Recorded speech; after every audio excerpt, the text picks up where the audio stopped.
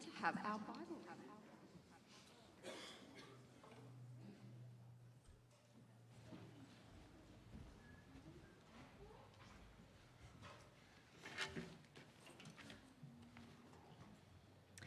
Our first Bible reading is from Luke chapter 19. Jesus entered Jericho and was passing through, and there was a man named Zacchaeus. He was a chief tax collector and was rich, and he was seeking to see who Jesus was. But on account of the crowd, he couldn't, because he was small of stature. So he ran on ahead, and he climbed up into a sycamore tree, for he was about to pass that way. And when Jesus came to the place, he looked up, and he said to him, Zacchaeus, hurry and come down, for I must stay at your house today. So he hurried, came down, received him joyfully. And when others saw it, though, they grumbled. He has gone in to be the guest of a man who is a sinner. He has gone in to be a guest of a man who is a sinner. He has gone in to be a guest who is the man who is a sinner.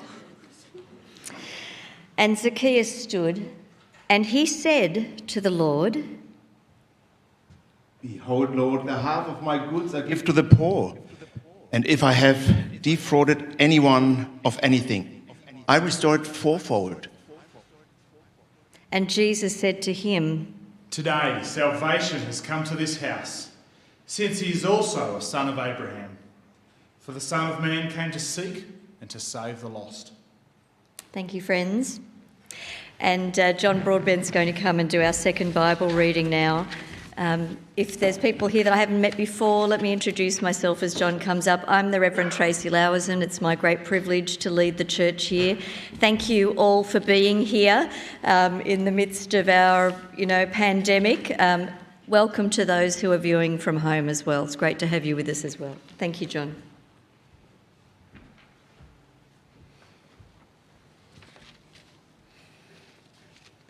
It's a reading from the Gospel of John, chapter 18, beginning at verse 1. When he had finished praying, Jesus left with his disciples and crossed the Kidron Valley. On the other side there was a garden, and he and his disciples went into it. Now Judas, who betrayed him, knew the place, because Jesus had often met there with his disciples.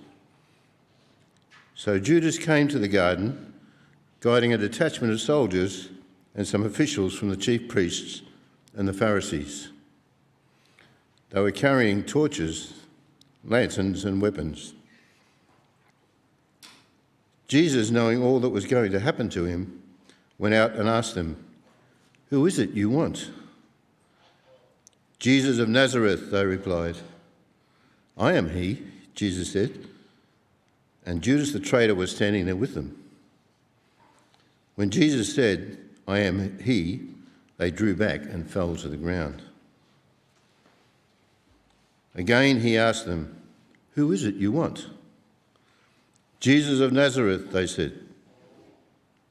Jesus answered, "I told you that I am he. If you are looking for me, then let these men go." This happened so that the words he had spoken would be fulfilled. "I have not lost one of those you gave me."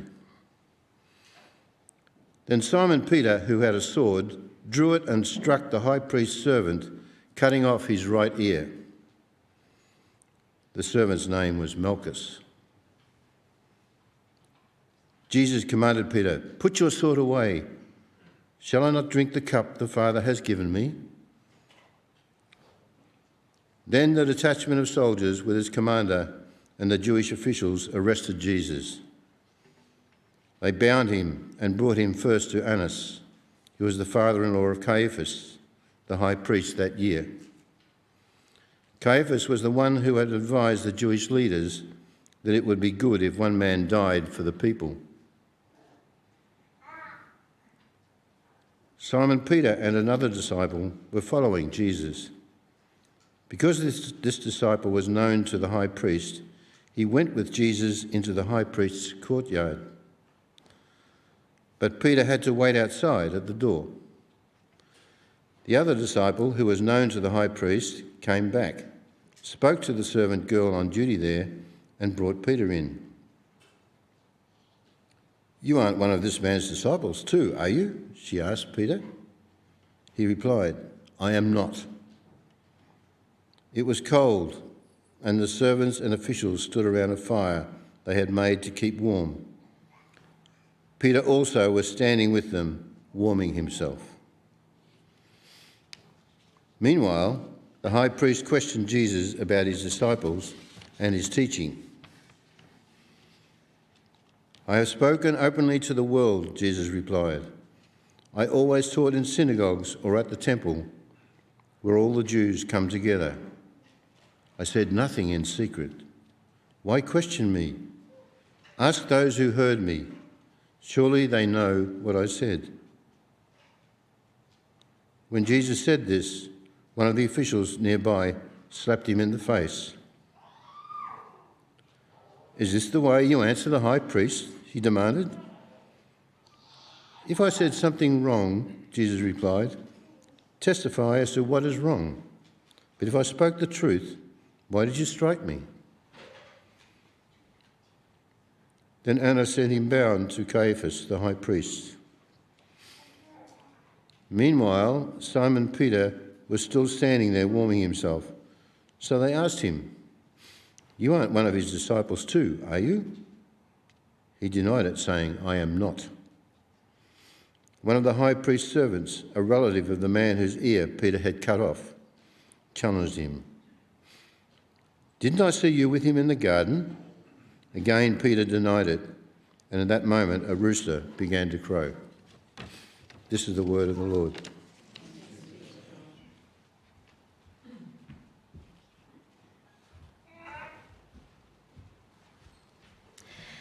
Today we're delighted that Jack Beamish, our youth minister, is going to be preaching to us. So Jack, wherever you are, I invite you to come up the front. And as he does, kids, there is a couple of activities. There's 2 crosswords. One for the older kids that doesn't have a word list, but on the following page the same crossword has a word list. And then 2 things to colour in. So if you'd like to do that, while we continue on in the service, then you'll find one of these on that table over there behind Victoria and Mark, just near the coffee machine. You'll find one of these, and you'll find pencil cases full of pencils to do that as well. And you can either sit at the table or come back to your parents and sit on the floor or your chair there. Thank you.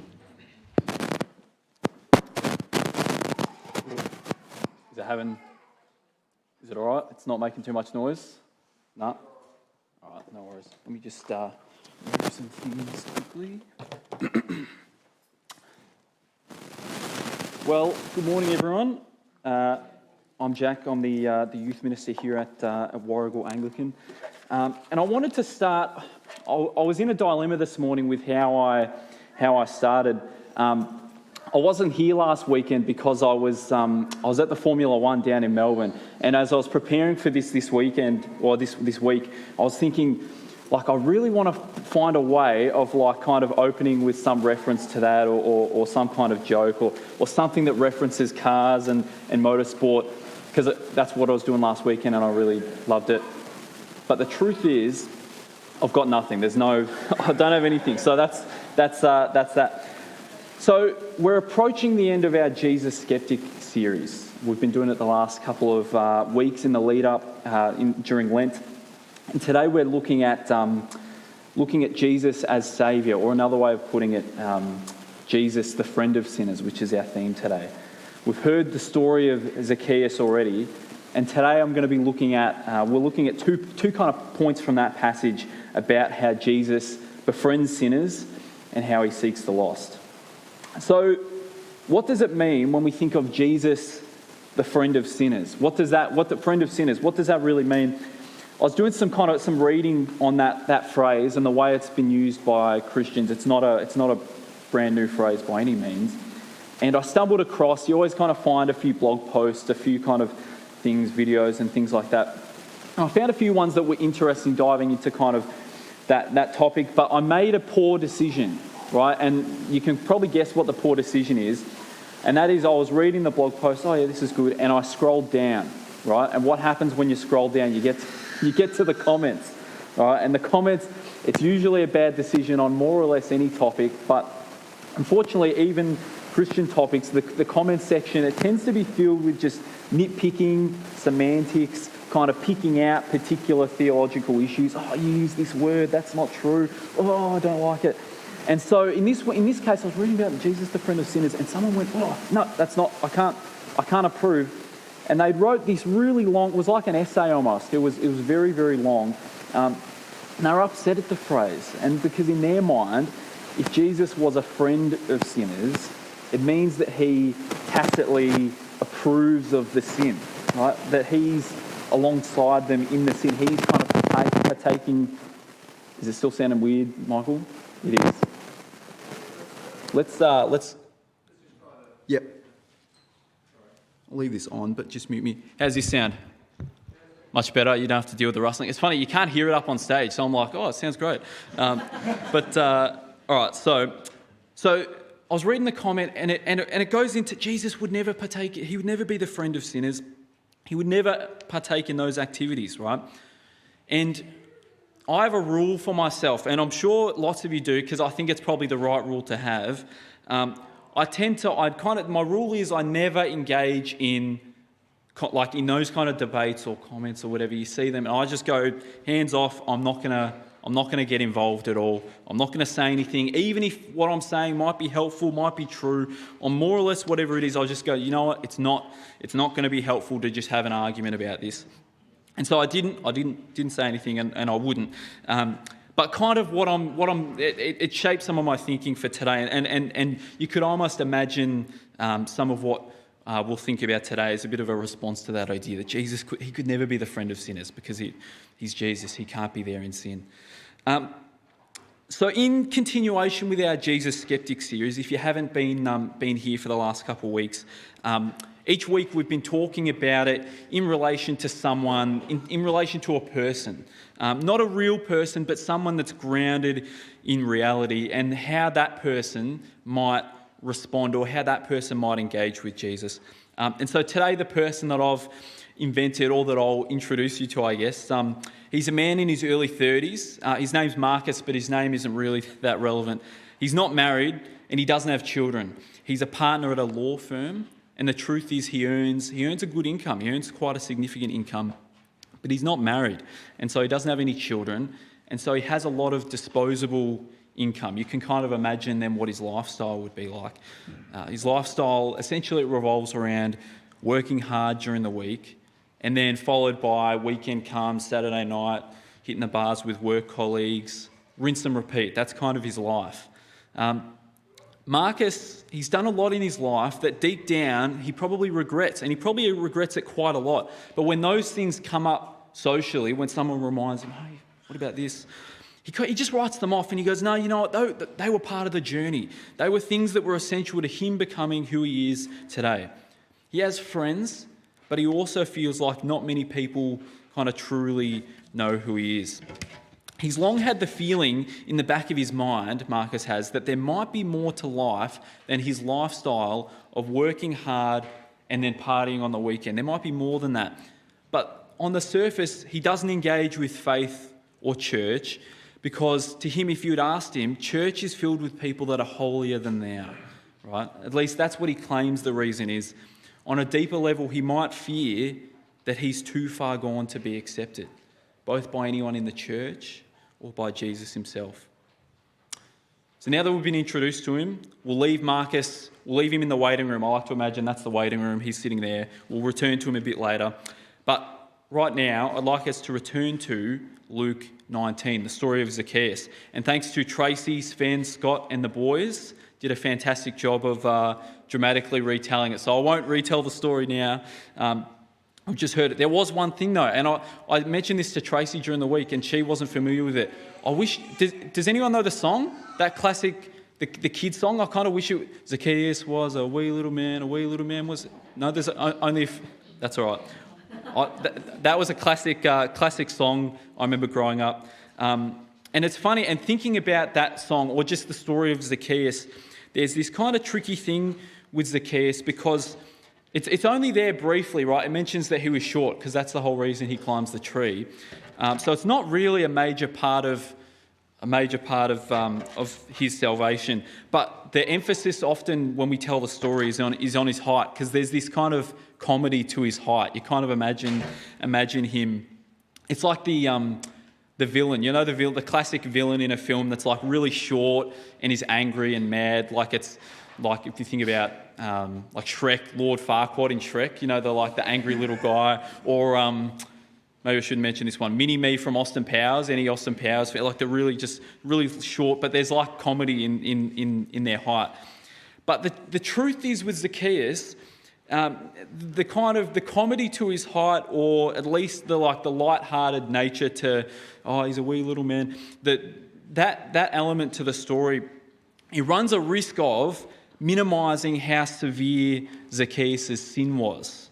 Right? It kind of goes, it's a light-hearted, he was a short guy. But the truth was his sin was quite severe. He wasn't a good guy. And it wasn't even like he was just a bad guy in terms of like, oopsies, I took a little bit of extra money and it happened to end up in my pocket. Like, he was despised. He would have been despised by the people around him at the time. People wouldn't have liked him at all. They would have viewed him as a traitor, right? Someone that had sold out his own people to get rich. He was a tax collector, and it was widely understood that they were corrupt and that he was pocketing a large amount of the money he took from people. So looking at this story, looking at Zacchaeus, his life, and the idea of Jesus as the friend of sinners, there were two main points I saw, and they relate, that both of them relate to Marcus's life, and I think they also relate to our lives too.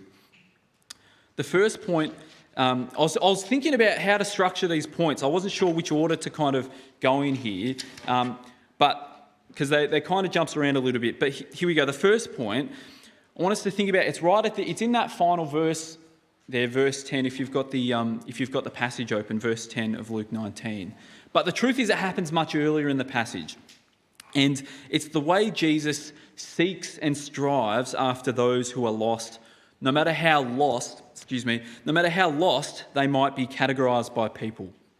So if we go to a few kind of verses into the passage, right, and we look at the way Jesus and Zacchaeus' interaction begins. Zacchaeus, despite all that he's done, he makes an act of faith. It's only a really small act. It's a small gesture, but he climbs the tree.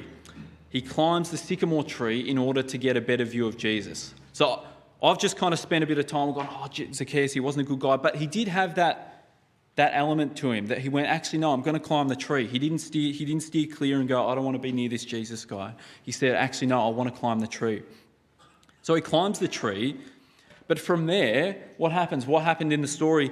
Jesus makes the first move from there. Zacchaeus is kind of hanging back, maybe looking from a distance. I imagine him with binoculars, kind of going, oh, what's going on? And Jesus makes the first move. He spots Zacchaeus in the tree, which might not be all that impressive, because I imagine it was probably fairly obvious, like this guy hanging from a tree. You go, what's going on there? Probably easy to spot. But Jesus spots him, and he initiates the contact between the two of them. He spots Zacchaeus, and he says to him, Zacchaeus, come down immediately. I must stay at your house today. I must stay at your house today. It's echoed in verse 10 at the conclusion of the passage. And it's handy sometimes at the... do you ever reading a story that Jesus tells or something in the New Testament? Often the final verse, Jesus will come through with like a really handy kind of final verse that just summarises the passage really well. And Jesus does that here for us. He does it in Luke 19, verse 10. And it says, the Son of Man came to seek and to save the lost. Jesus seeks out Zacchaeus. And the word that's used at the end of that passage, seek, I'm not going to try and pronounce it in Greek. It was originally in Greek. I'm not going to try and pronounce it. But that word, when it was written originally in the Greek, there's two elements to that word, seek. There's the kind of maybe the more obvious one, which is practically chasing after something, right? So you've lost something, you're going to find something. Like physically, I've lost an object and I want to go and find it and search for it, which it conjures images maybe of the good shepherd seeking his lost sheep, right? That parable. But there's another way to the way Jesus seeks the lost. And there's another way in which that word's used. And it's to seek via thinking, reasoning, or inquiring, seeking knowledge or seeking insight. So not only does the Son of Man seek the lost, but he desires to know the lost intimately. And that's part of why Jesus stayed at Zacchaeus' house, rather than just, like, they didn't just have a fleeting kind of conversation on the street, but Jesus actually, he invites himself around to Zacchaeus' house. And why would he do that? Well, there's something insightful about sharing a meal together, right? About spending time in each other's company in the home. It's not just this kind of fleeting interaction, but actually it's an afternoon together. They're spending quality time together. And this was despite how others categorised Zacchaeus. Despite anything Zacchaeus has done, Jesus sought out a relationship with him. And Zacchaeus accepts it, and he pursues what Jesus asks of him, despite the muttering of the crowd, which brings us segue into the second point. And I'm thinking the boys did a great job of the muttering crowd. I think that was a very good demonstration.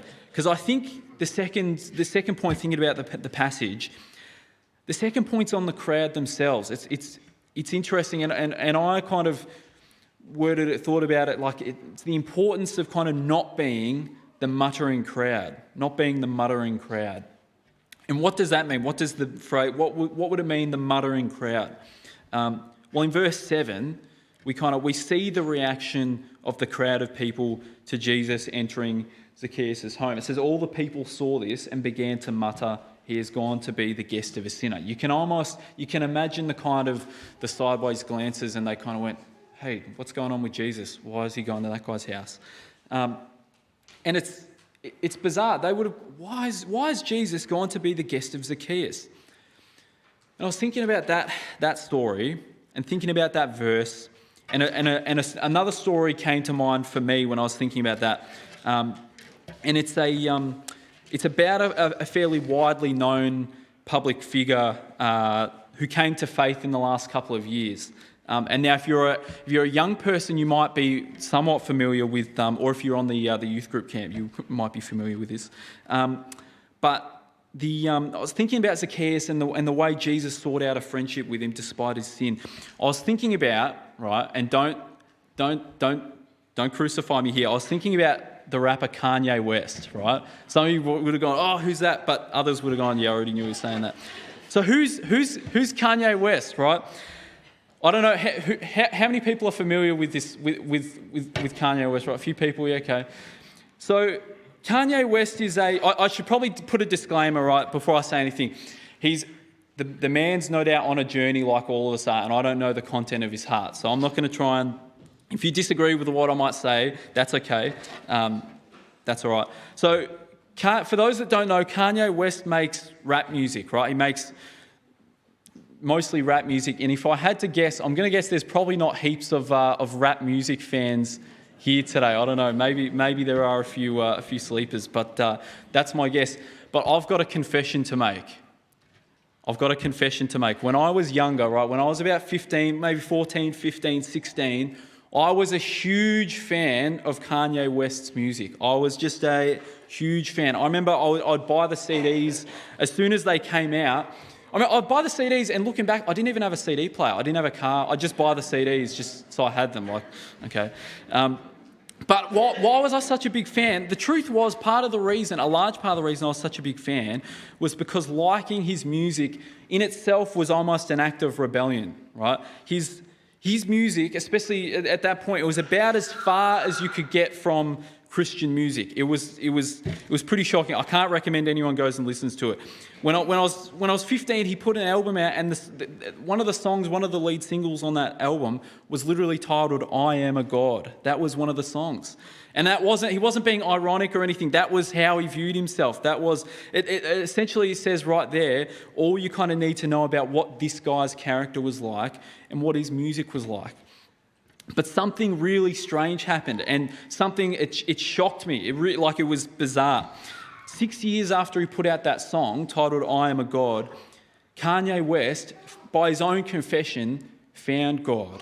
right? I don't know the inner kind of machinations of how he found salvation, but he suddenly started kind of making all these claims about his faith and kind of putting all these things out there. And I was immediately skeptical, right? As probably most Christians at the time were, thinking, how could this possibly be true? How could this guy who, like just a year or two ago, was putting out this kind of filthy music, how could he possibly have found Jesus? And then he put out an album, right? And the album was titled Jesus is King. That was the album. And I was thinking then, I was like, all right, well, maybe it's one of those things like, do you ever watch the Oscars was on recently? Do you ever watch them and like the actors will get up and they'll thank God for their award, but you kind of go, well, I don't know about that sort of thing. I was thinking maybe it's like that.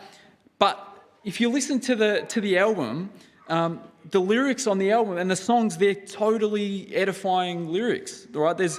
He writes things like, everything that has breath, praise the Lord. Worship Christ with the best of my portions. I know I won't forget all he's done. He's the strength in the race that I run. Now, I don't know the heart of Kanye West, but there he was writing his songs and he was confessing with his mouth that Jesus is Lord. Now, backtrack. How does this relate to the story of Zacchaeus? Don't worry, I didn't just put that in there because I'm a big fan, but it does relate. Luke 19 verse 7, as we just heard, it tells us that when the crowd saw Zacchaeus welcome Jesus into his home, they were muttering about Jesus and they were saying he's gone to be the guest of a sinner. Well, something interesting happened after Kanye West started confessing his faith. Many Christians like myself were skeptical, but completely skeptical. Like even after this album came out, no, it was quick to assume it was just a ruse. It was some kind of way of making money off Christians who would go out and buy his album. People were asking questions. Is Christ really at the centre of his music? And claiming it was all surface level, all totally disingenuous. Here was Jesus who had entered into the life of a very public sinner, a man who had made millions of dollars declaring himself to be his own God. Here he was publicly confessing his faith, and the global crowd of Christians started muttering to themselves, just as those who saw Zacchaeus be saved did. Now, we the church, for those of you who might consider yourself a Christian, it's easy to understand maybe intellectually. You go, Jesus is for all sinners. I can understand that. But sometimes Jesus befriends a sinner whose sin is so public, so open for all to see, it's difficult to believe that Jesus could really change that person's life. But the truth is, and we see it here, is that Jesus came to be the friend of all sinners, not just the ones who have it figured out or the ones who have their sin under control, whatever that might mean, or have it hidden deeper a little bit below the surface. Jesus came to be the friend of all sinners. From you to I, to Kanye West, right, to Zacchaeus, even the truth is, even to those whose sin might seem to make them irredeemable, like if you're thinking of the worst kind of historical figures of the 20th century, Jesus wanted their friendship as well. And if that's true, and it is true, it means for those of us that are Christian, we shouldn't allow ourselves to become the muttering crowd, muttering judgmentally about who the Lord might spend his time with. So what then does this mean for us, and what does it mean for, take him out of the waiting room, Marcus, who's been waiting patiently for us. What does it mean for Marcus, who I spoke of before? Well, I want to ask, where do you, we've heard those kind of two points, where do you think, if you had to put yourself in the passage, where do you view yourself in the story? Who do you identify most with? Maybe you see yourself as part of the muttering crowd. Maybe you're in disbelief that Jesus could truly call himself the friend of a sinner. Or maybe you're here this morning and you're Zacchaeus. You're convicted by your sin, but you're feeling judged by the crowd, someone Jesus is seeking out. When I think of Marcus, or I think of Zacchaeus, or I think of Kanye West, right? I keep laughing about it because it's just so insane. The sense that his mistakes, that their mistakes, your mistakes, my mistakes, are too great. It's hard for us to shake. It is hard for us to shake. But the truth is, for someone like Marcus, right, who's living this lifestyle, he's thinking, no, how could I possibly be accepted? The truth is, Jesus is seeking out his friendship, regardless of the weight of sin that he might feel, or the weight of judgment that he might feel when he walks into a church building. And if you identify with Malchus, that's true for you also. I don't want to spoil it because it's coming up in a little bit, and I'm kind of running out of time as well. But John Newton's story is a powerful story of someone who also felt themselves too far gone in their sin to be a friend of Jesus. But Jesus sought him out as he seeks out all of us. What's important also, as I finish, is that those of us who would call ourselves friends of Jesus, is that we don't allow ourselves to become the muttering crowd. As I said, it's easy to be skeptical. It's easy to doubt when someone like Malchus, right, someone that you go, how's he living? It's easy to be skeptical when someone like him might experience Jesus' love. But Jesus tells us right there in the passage in verse 10, he says he came to seek and to save the lost.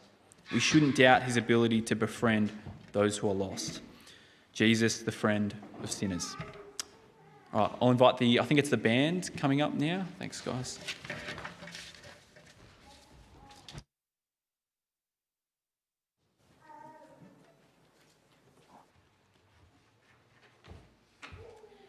Thank you, band, and thank you, Jack. Please take a seat.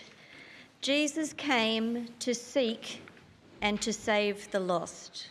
He was the friend of sinners. And Jack has been teaching us about Zacchaeus and how Jesus was a friend to Zacchaeus and Kanye West.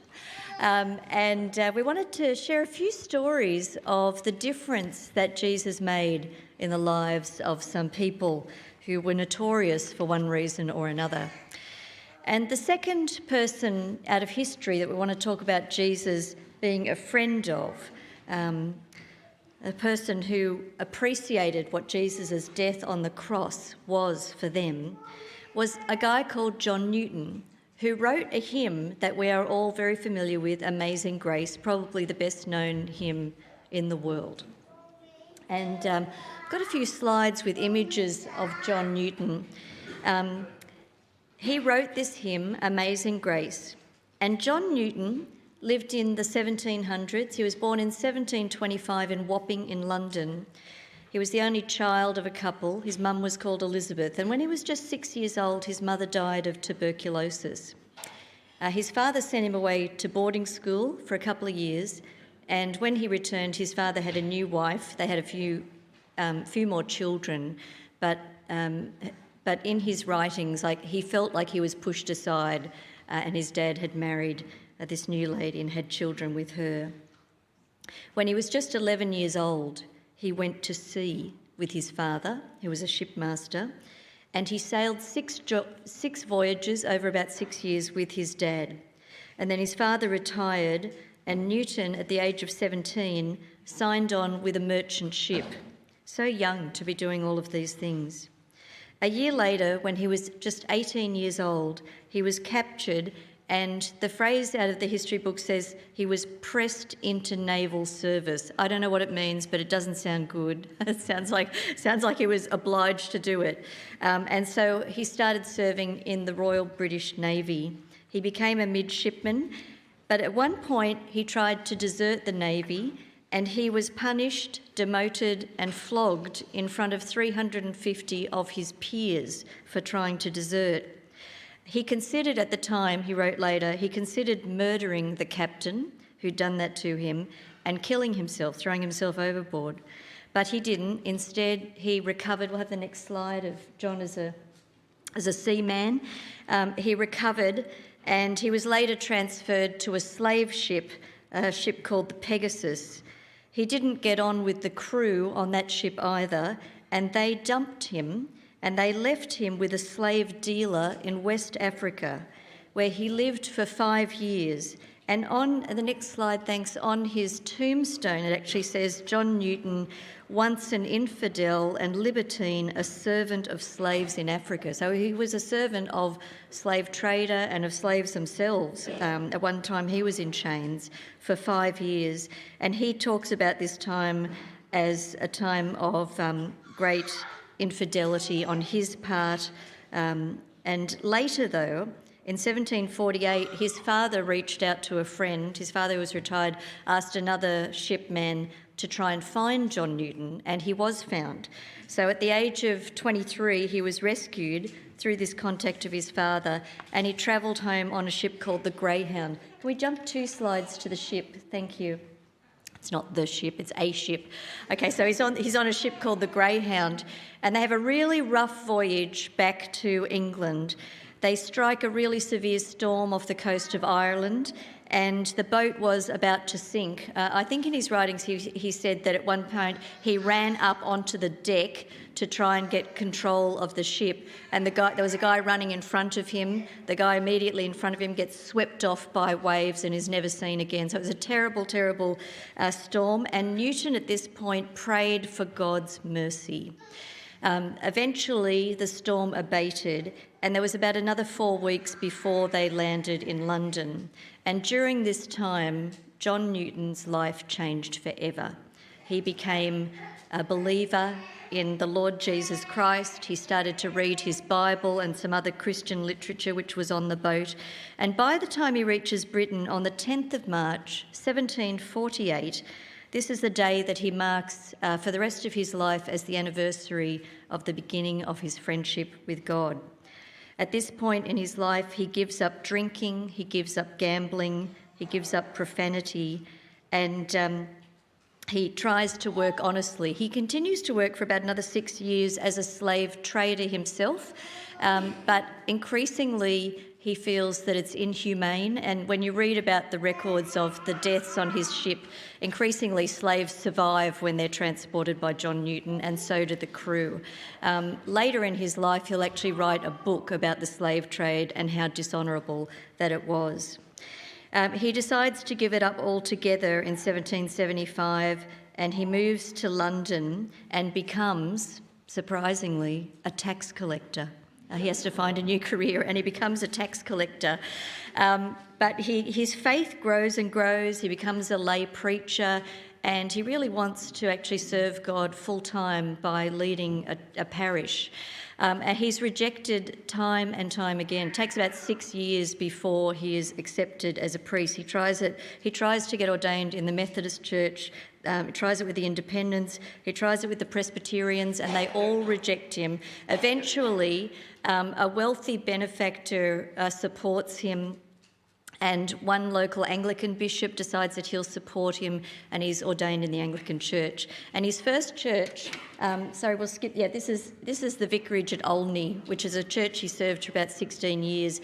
And it was in this vicarage, upstairs in his study, where he wrote the hymn Amazing Grace. And he wrote it on New Year's Day in 1773.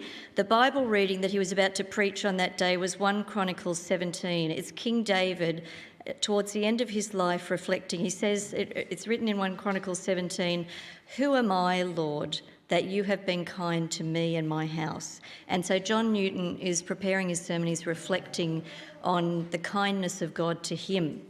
He lived such a radical and disobedient life, and yet Jesus was his friend. The death of Christ on the cross came to be something that John Newton claimed as his own. And it's something that he calls God's amazing grace, God's amazing kindness to him. Sometime later, the hymn is published, but it basically lives in obscurity in England. I don't know when it actually became famous, but it was a very long time. I'll just leave you with a couple of quotes from John Newton. He says at one point, I'm not the man I ought to be, I'm not the man I wish to be, and I'm not the man I hope to be. But by the grace, the kindness of God, I am not the man I used to be. He talks about the change that coming to faith in Jesus does for him. And then there's a few more quotes. Thanks, the next one.